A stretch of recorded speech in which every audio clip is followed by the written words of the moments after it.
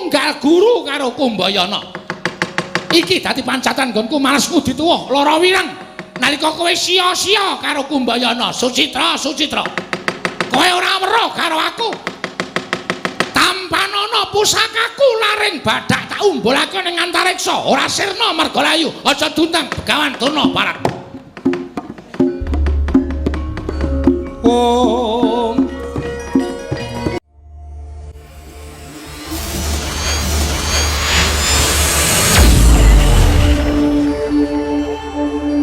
Penggalan cerita wayang berikut mengandung pesan moral kehidupan. Gugurnya Begawan Durna mengingatkan pada kita bersama bahwa pada masanya semua akan berakhir. Mari kita hayati bersama video berikut.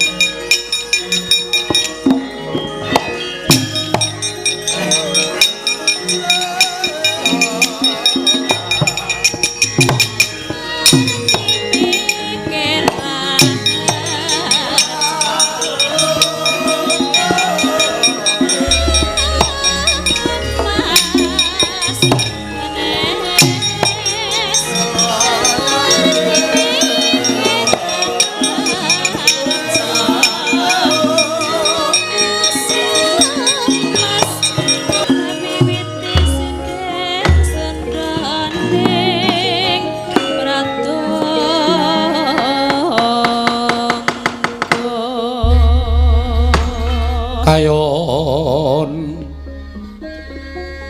katiyubing angin sumyak swaraning karengyan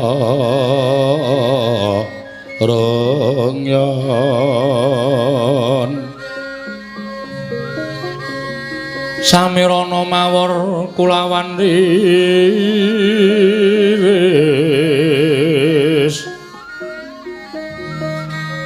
lumrang kantaning puspita Om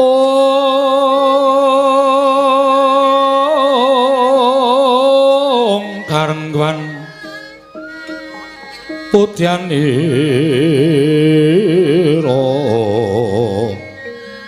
sandwija wara mrengeng lir swaraning madu branta manungsung sarine kembang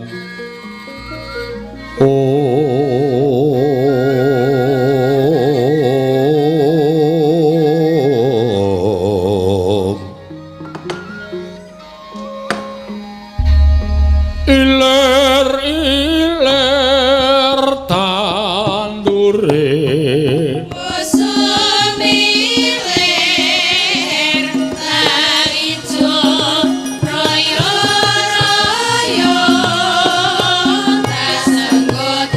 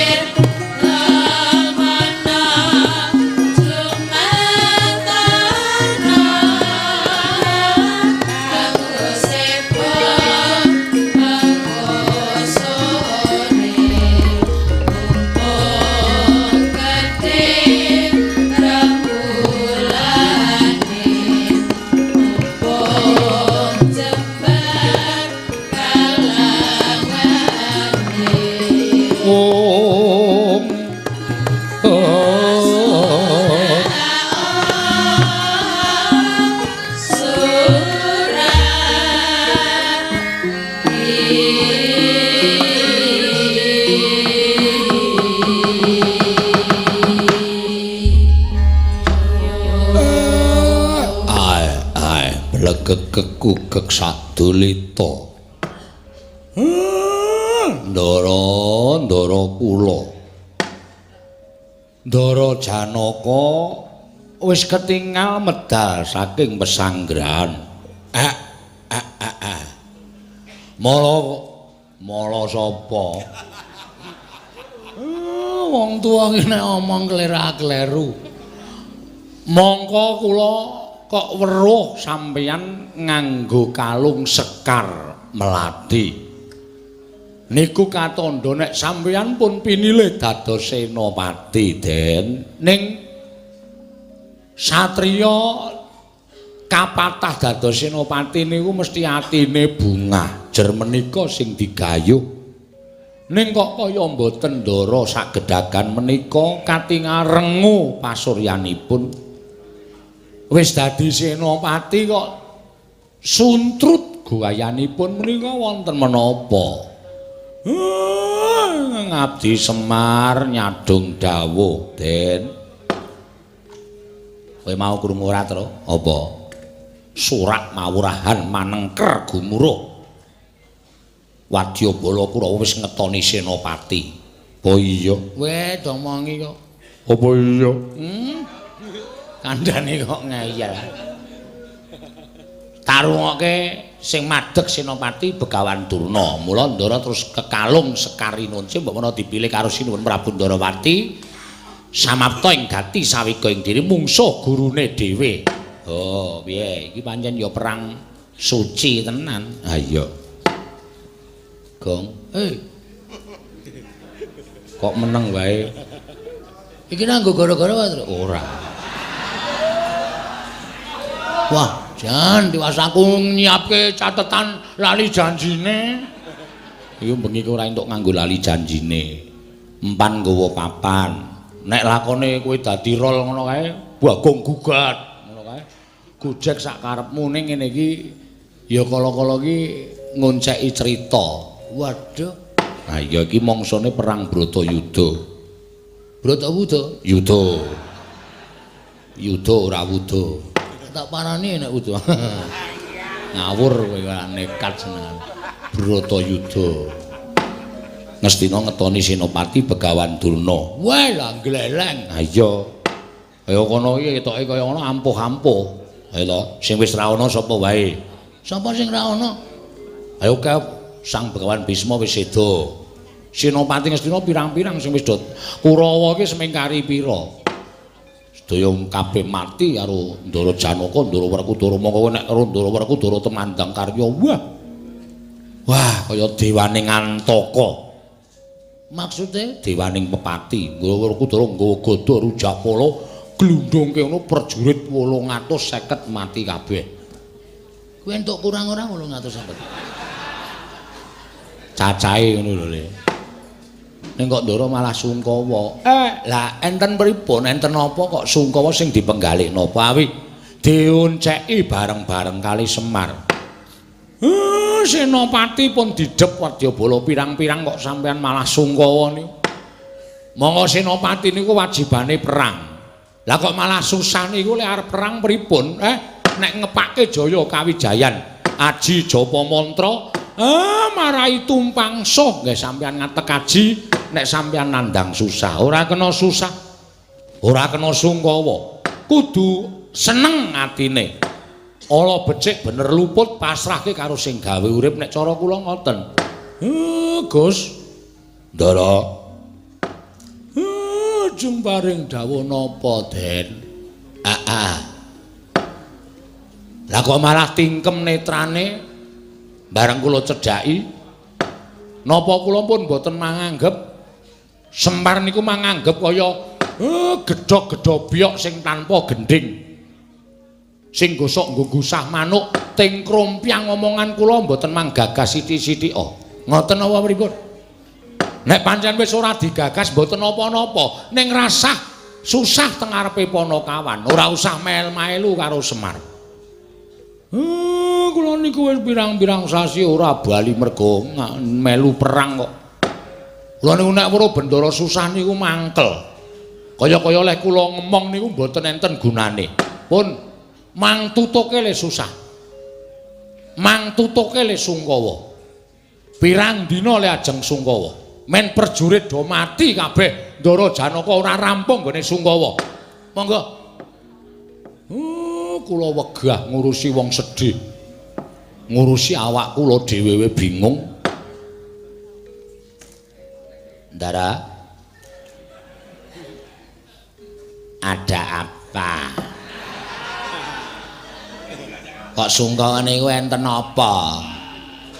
Panjenengan menika mustikaning Kurusetra, kembanging Kurusetra.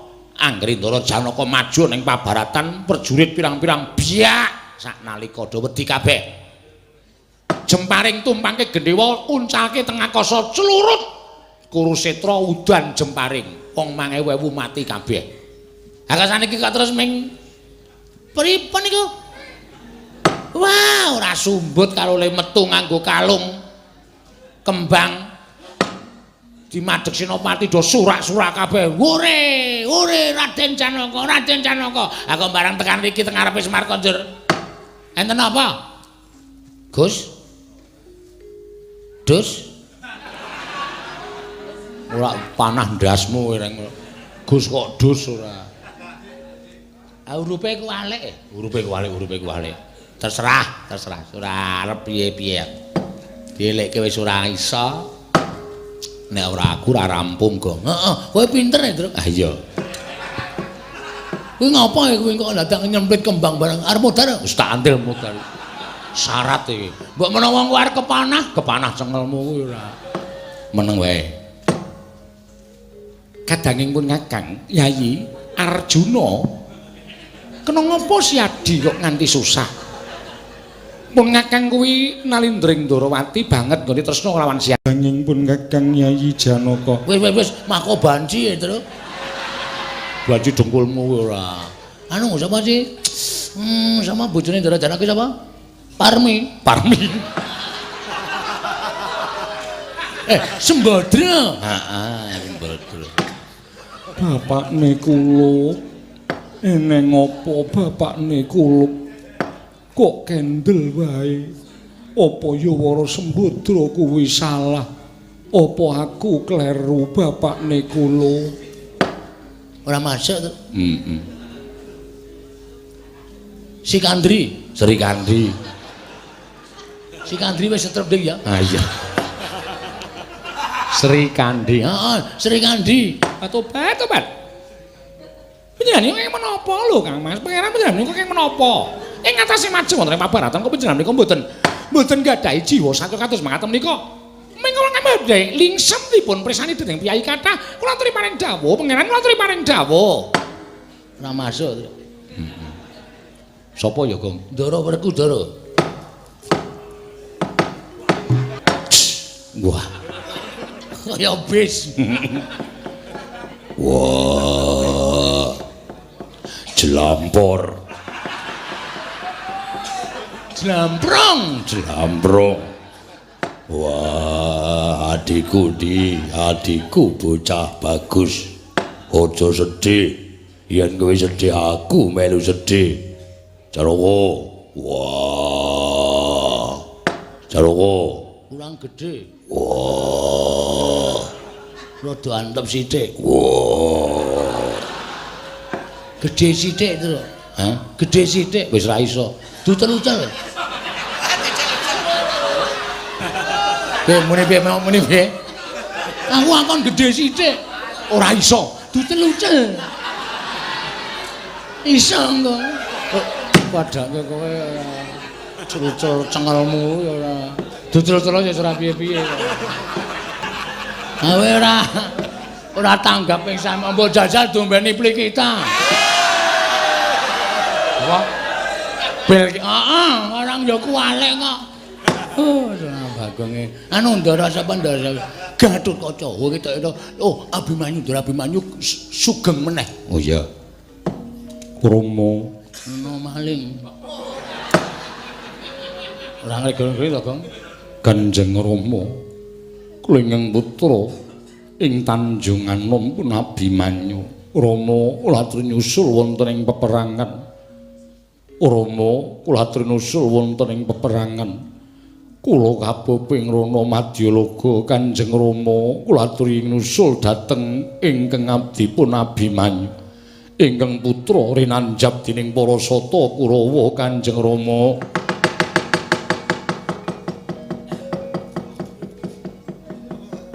Petro nun tok nggo sembrono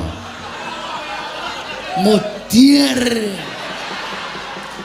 Aku nek kelingan Abimanyu rasaku isih kaya dicocok brodrolungit. Kowe ora ngerti sing tak rasake apa sebabe aku meneng wae. Lah kok dadi kowe nyuwara kaya suarane Abimanyu. Mak tratap pikirku. Sing ngakon iki. Niki sapa? Gong, wo setan iki. Gong. Kowe malah nang angkringan iki apa? Lagi pesen es teh. Iki lho masalah apa? Ora ngopo-ngopo.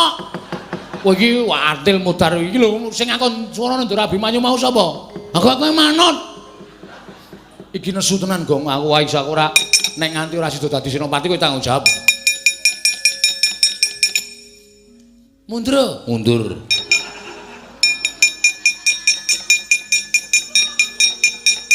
Piye Mas?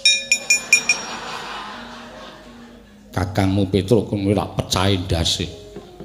Oh ya mengar dipecah. Nah pecah ndase mudhar ya nyuk. Mengar dipecah ora. Engko didum ae dipecah. Kaya celengan. Ngeten, Petro mboten lepat. Petro ora salah mergane. Sampeyan ya susah. Sampeyan nek susah terus kabeh ya melu susah. Bapak nika mang delok, mang menoleh. Bapakmu turu.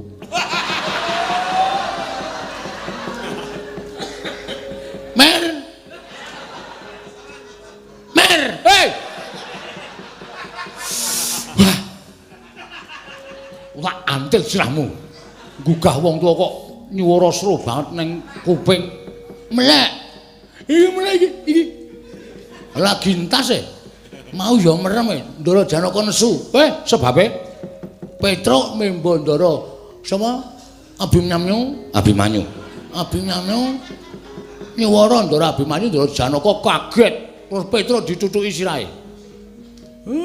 Sing ngakon nyuwara Ndara Abimanyu wis ora ana. Iki nek krungu tembung Abimanyu kowe nangis kok dadak nyuwara padha Ndara Abimanyu. Kapok. Kowe meneng wae apa? Aku urusanmu. Iki anake sapa ya? Ambu. Oh iya udah anake Semar terus. Ya.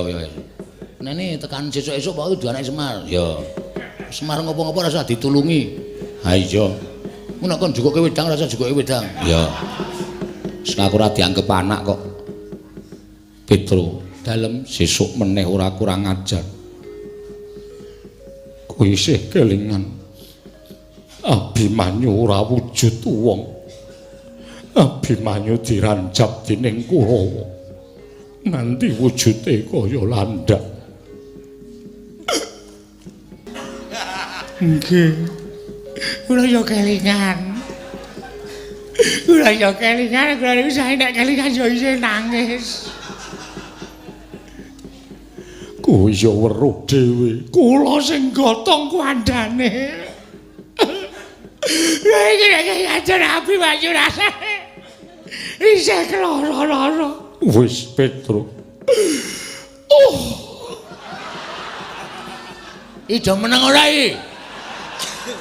Mantel kabeh. Wis ora ana sing motok babar blas. Ono ya nangis. Kene ya nangis. Semar ya nangis. Sapa sing ora nangis? Mbok mikir. Oh, wis senengane ora. Iki mangsa peperangan. Ora sak penake dhewe.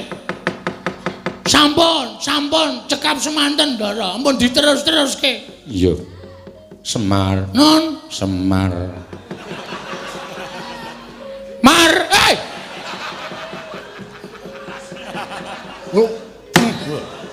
Nggo Engko nek kendang aku pecah piye? Diwakiske.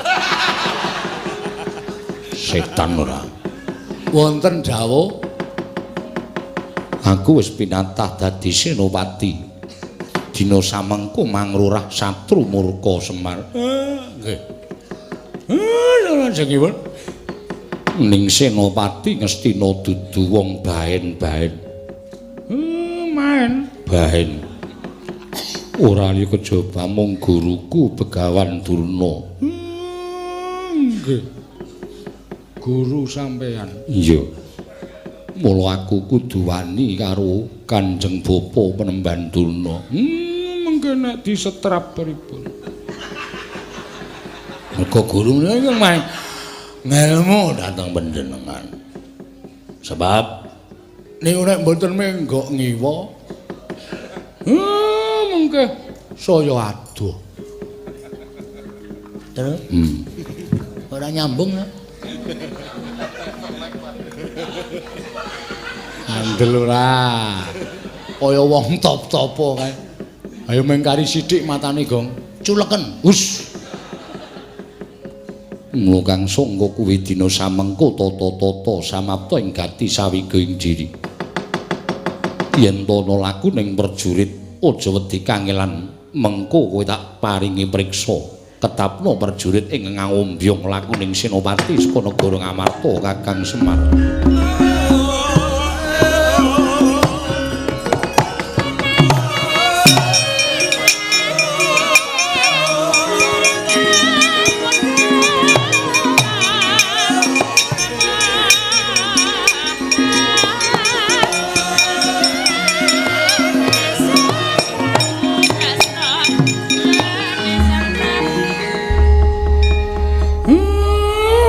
Sendika ndederek.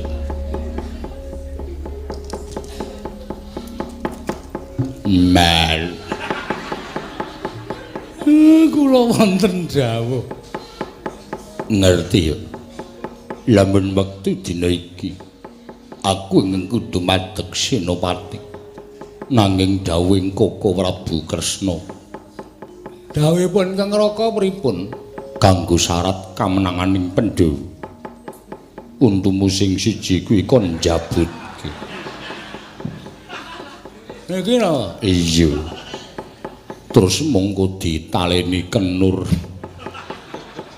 Dinggo kalung kowe Semar.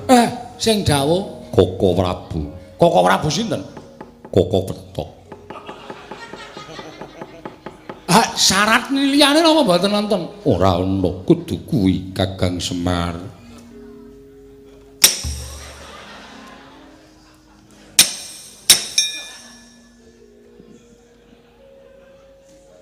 Mudyar.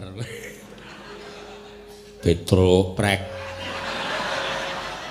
Petro. Wong aku ki ora turu. Aku ki ora merem. Kok tetep nekat. Petro. Wonten dawuh Ndara. Ndara Janaka. Iya, Petro. Petro nun kuwi nggawa obat. Kersanipun sing pripun? Mosok lali karo aku, Petro. Petro Dimas Negula. Kula wonten maring dawuh menapa, Ndara? Sekene men ben dituruti wae. Engko ndak bingung nek ora dituruti. Petro, kowe isih nggawa sing sak bungkus isi loro. Ngesake ngemenika. Iya. Sak menika mindhak. Oh ya wis. Rasah wae Petro. Wis tak untire wae. Rumansa Bagong yo aneh-aneh wae.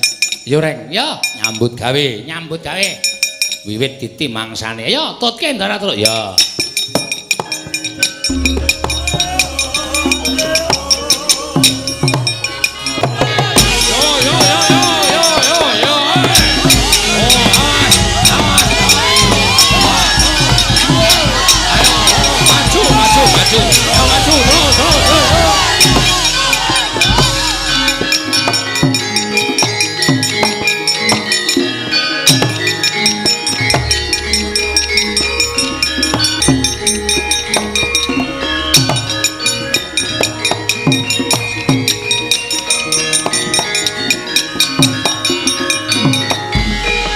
Surak mawurahan manengker gumuruk jampuing prang madaning Tegal Kuru Kasetra nenggih prang Bratayuda Jaya Binangun Senopati negari Ngastina Begawan Durna nalika semanten nitik kreta sarwi ngubal-ubal jemparing madaning Tegal Kuru Kasetra mula Trisang Arjuna sigra madheg wonten ing satengahing Tegal Kuru Kasetra nenggih Nalendra ing Pancala nggir anggir Arjuna kula kemawon nggih.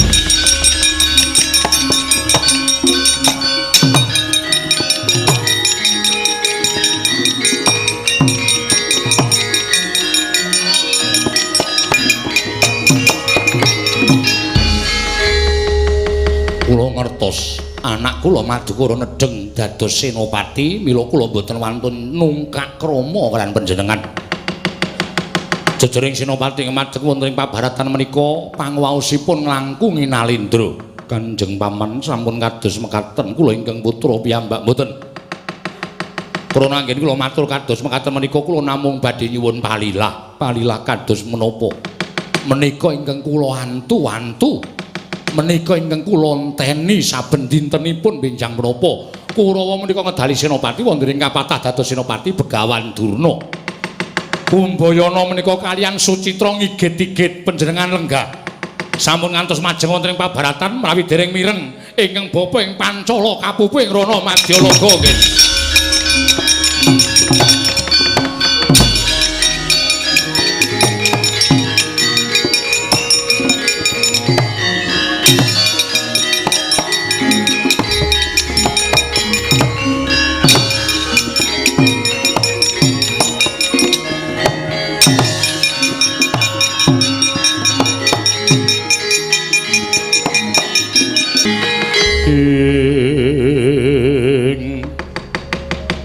Pandhita kang nyarya wangsit pindha kumbang hangajaping tawang susuh angin ngendi nggone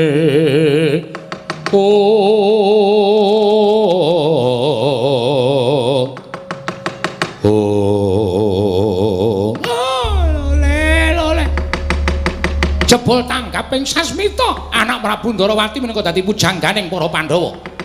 Bareng krungu yen to Begawan Durna ingkang maju ning pabaratan, anakku lanang Madukara Janaka ingkang didadekke senopati.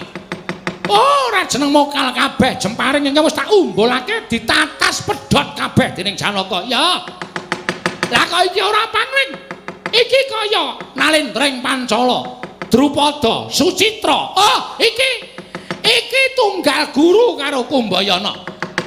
Iki dadi pancatan nggonku males ngudi tuwuh lara wirang nalika kowe sia-sia karo Kumbayana. Sucitra kowe ora weruh karo aku tampanana pusakaku laring badak tak umbulake ning antariksa ora sirna margalayu aja dundang Begawan Durna parat.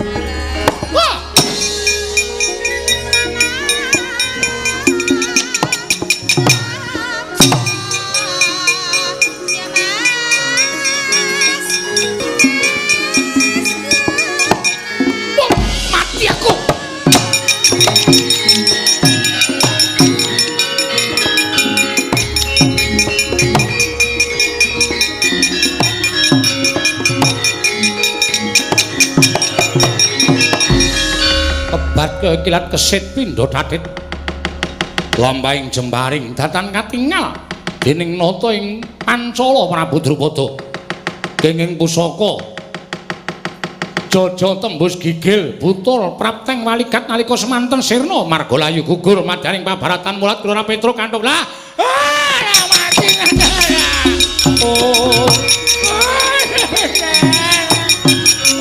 panjenengan ya ora tak maju barang ya ngomong.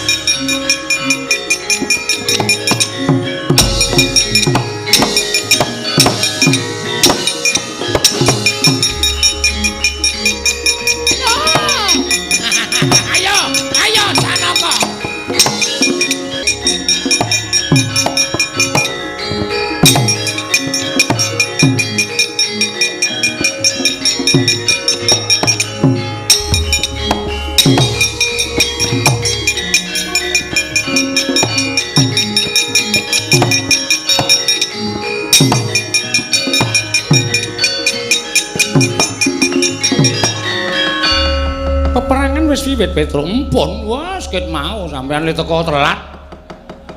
Loh, telat piye? Sampean ora ngerti wiwitaning peperangan kok.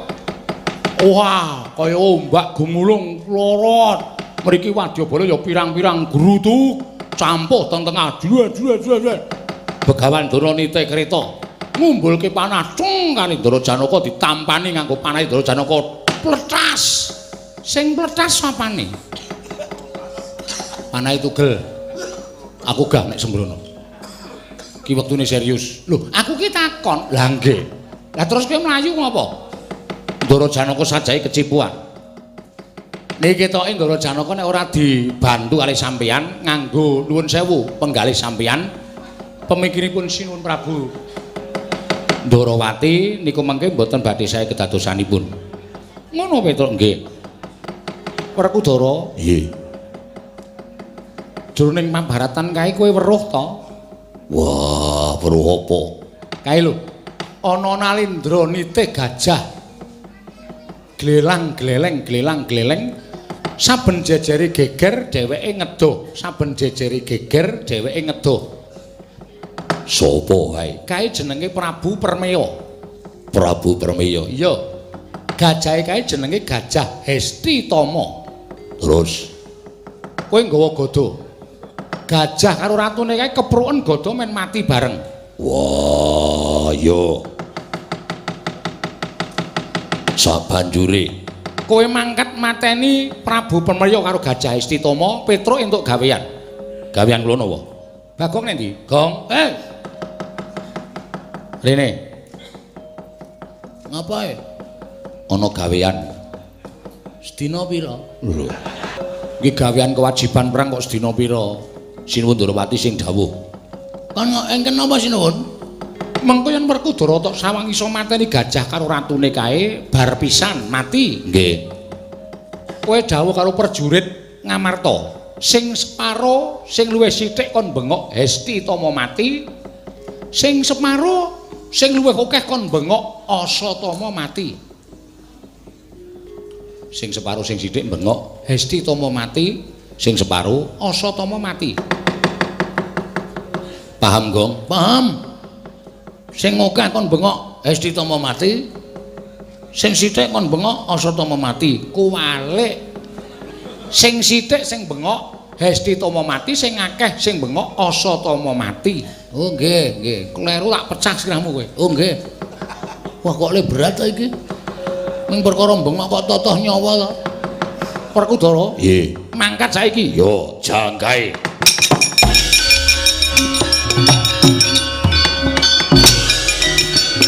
Ayo Petruk nggih. Yo Gong yo.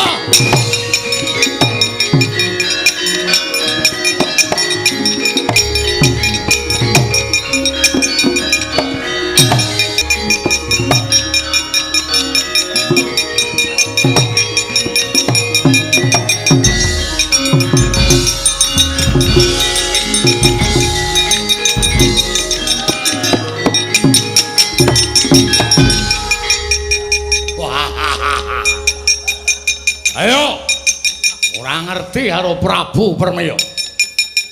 Kowe do gelut ning aku nggunakake kalodhangan nggonmu perang. Pendak ana ratu mati sandangane tak teteli. Pendak ana ratu mati sandangane tak teteli. Tak go bali ning negaraku. Aku ora arep ewang-ewang karo Kurawa karo Pandhawa padha perang ya sakarmu.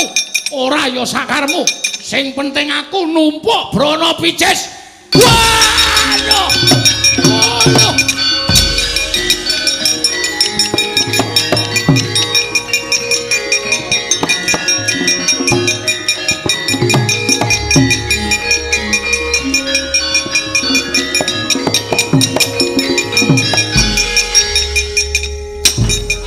Wis. Niki lagar muni. Wis gelem wis dicocok. Gong, ayo. Oke.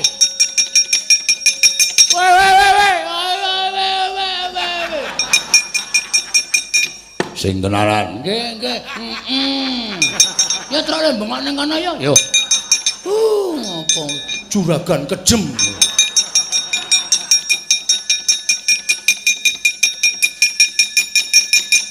Asatama mati, Asatama mati. Hestitama mati. Meninggal tadi pagi. Dikebumikan di Kuncen. Iki ngopo, Gong? Ndara Werkudara rene. Tak cendang lho, Tru. Ngundang ora tekan kan. Asatama mati, Hestitama mati. Asatama mati, Hesti mati. Asatama mati, Hesti mati. Yakin Hestitama mati, Asatama mati. Hestitama mati, Asatama mati. Hestitama mati, Asatama mati. Hestitama mati. Asatama mati.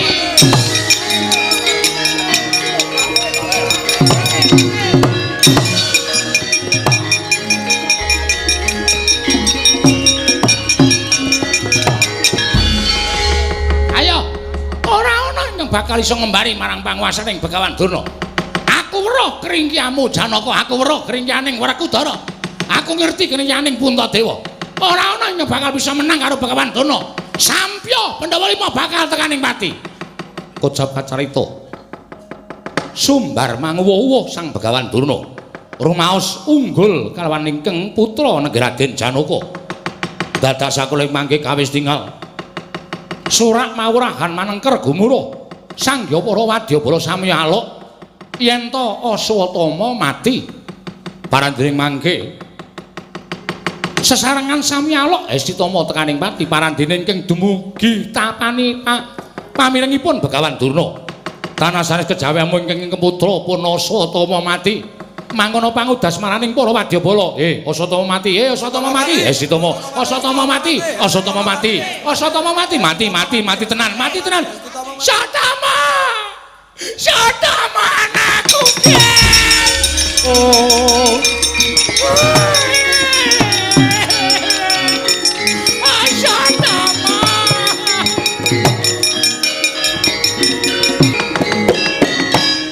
Satama! Satama mati! Kowe anakku, Gen. Kowe kayaku siji-sijine. Begawan Durna tangeh tumindak kaya ngene. Yen ora goleke kamukten karo kowe Satama. Satama.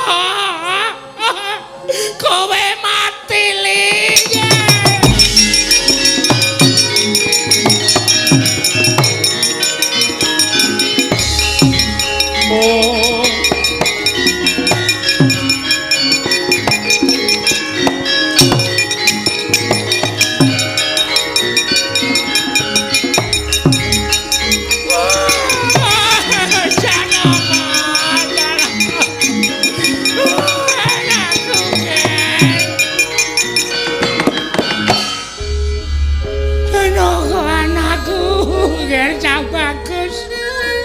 Wonten dawuh bapa. Kowe wong bagus. Kowe wong kendel Janaka. Aku bombong duwe anak kowe. Ning nggonmu madheg Senopati. Gregetan nganggo lelakoning bapakmu. Liripun kados pundi? Wadyabala Pandhawa mentala mateni Satama. Janaka kula wonten dawuh. Apa bener Satama mati? Janaka. Apa bener Satama mati, Janaka? Janaka. Apa bener Satama mati? Inggih kasinggihan mekaten Bapa. Satama!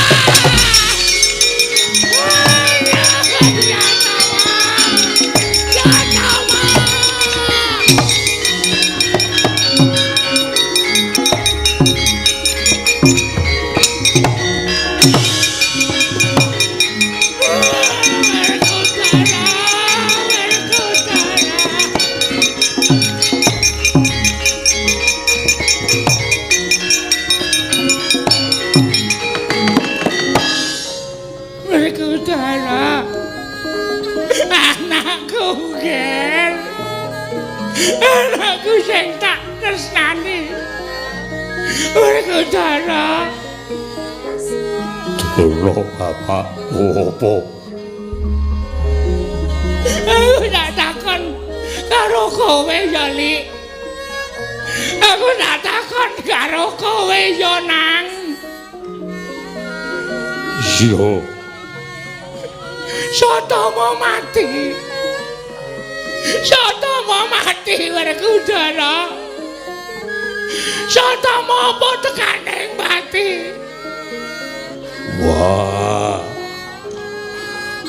Kabar sing tak tampa kaya ngono. Ning kowe weruh ora? Kowe weruh ora Werkudara? Wah.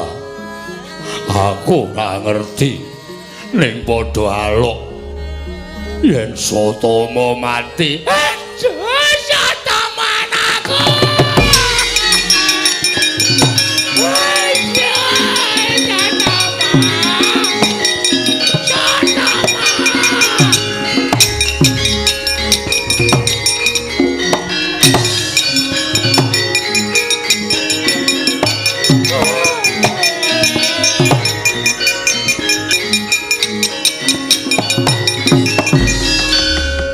Sotama, kowe tekaning mati. Oh, Janaka, kowe ya wis. Aku pengen buktekke nyatane kowe ngandhake yen Sotama mati. Werkudara tak takoni jarine ya krungu kabar ning ora ngerti kahanan sanyatane. Sotama, kowe nanti to, Ger? Oh, bapakmu kaya ngene, anak Prabu Puntadewa. Panjenengan Alendra ingkang boten nate goro, Ger. Sotama wonten pundi? Sotama menapa pejah, Ger? oh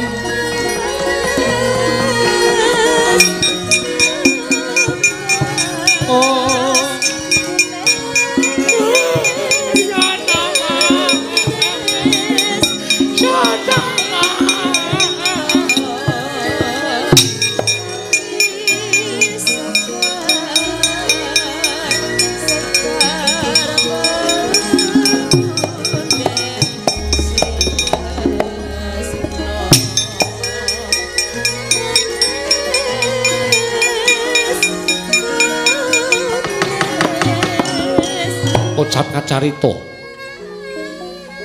Sanata ing Amarta Prabu Darmakusuma nalika semanten nitih kreta pusaka.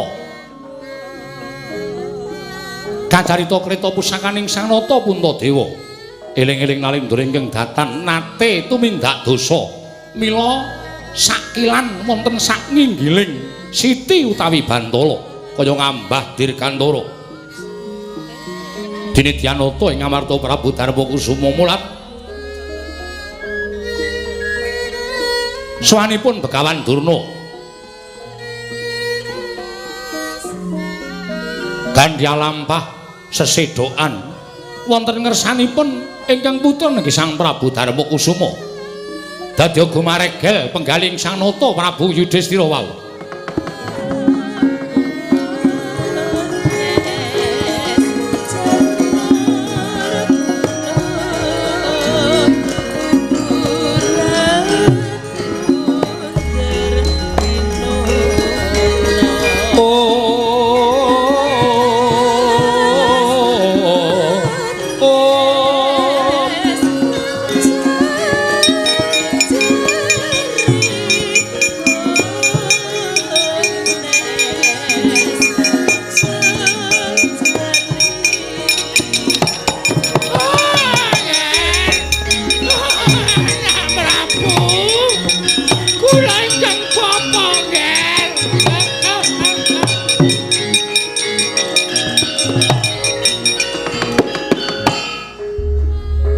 Bapa Mremban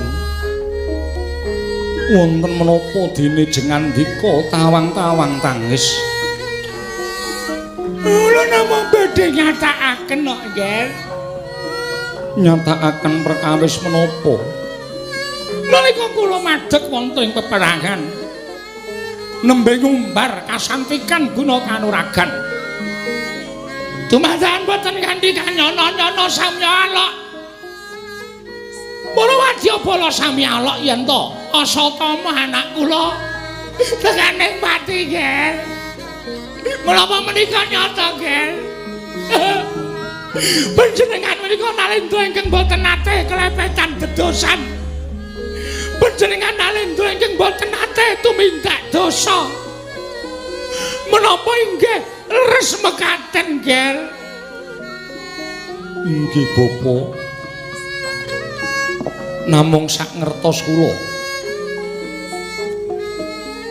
ingkang pejah menika wujudipun Hesti Tama Bapa Penemban Kacarita. Nalika semanten Sang Nata Prabu Darmakusuma paring pangandikan bilih ingkang pejah Gajah Hesti Tama parandene Begawan Durna saka bingung bali wuring budaya. Kirang cetha panampinipun sinengga anyebat nami ingkang putra Aswatama saknalika dawah kalenggak kalianing jagat gaweaning para dewa kreta pusakaning Sang Prabu Darmakusuma ingkang sekawit sakilan wonten saknginggiling Bantala dadi anjlok wonten ing Bantala kacena bilih nandhang dosa sepisan wonten ing alam donya. Asatama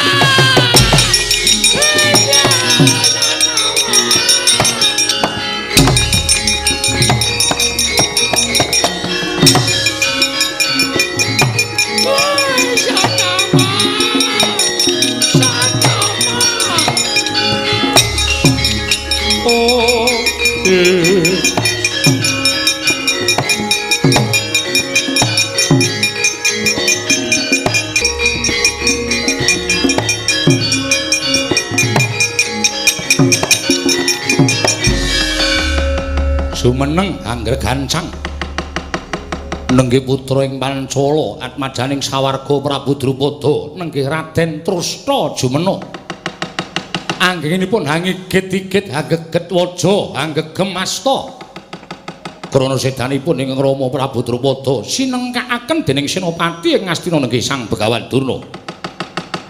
Nalika semanten mulat Sang Tapa Begawan Durna wis datan nggadahi kekiyatan amung bengok-bengok sarwi amuwun kados dene lare alit wonten tengahing Tegal Kurukasetra ing Ciptarsa jumangkah anugel jangganing Sang Begawan Durna parandening mangke boten wonten kaprawiran ingkang kinarya anyurung kemanening Sang Trusna Jemena keparenging Jawata gayaning para Jawata ingkang nganglang jagat nenggih sukmaning Bambang Ekalaya sigra manjing angganing Sang Trusna Jemena wae.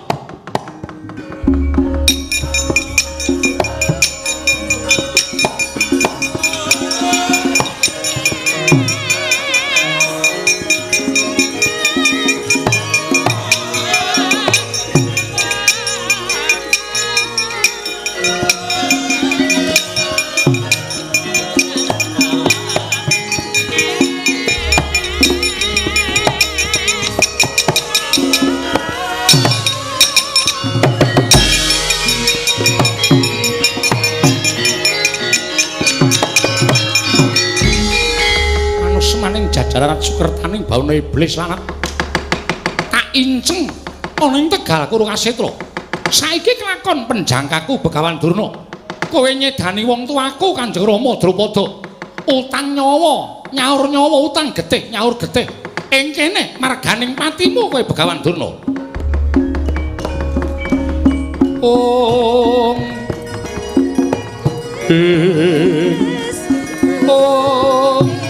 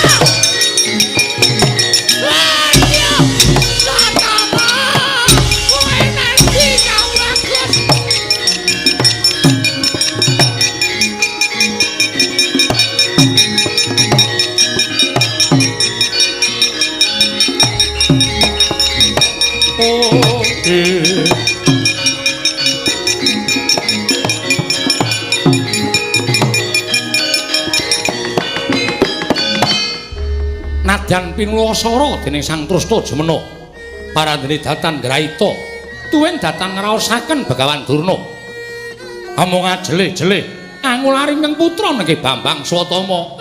Swatama kowe nanti Cak Bagus Swatama kowe aja mati ya Le kowe aja mati Swatama tugel kulumu Swatama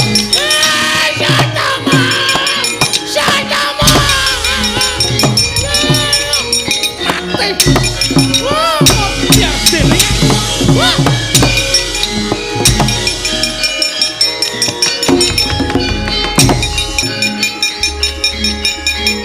Om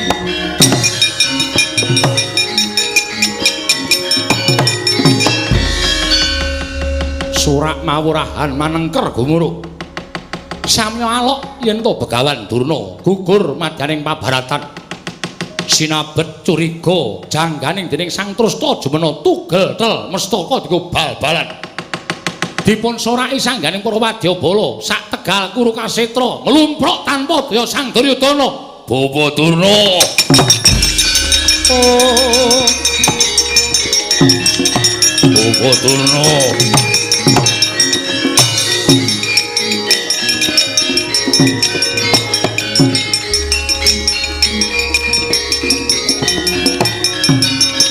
Oh, aku.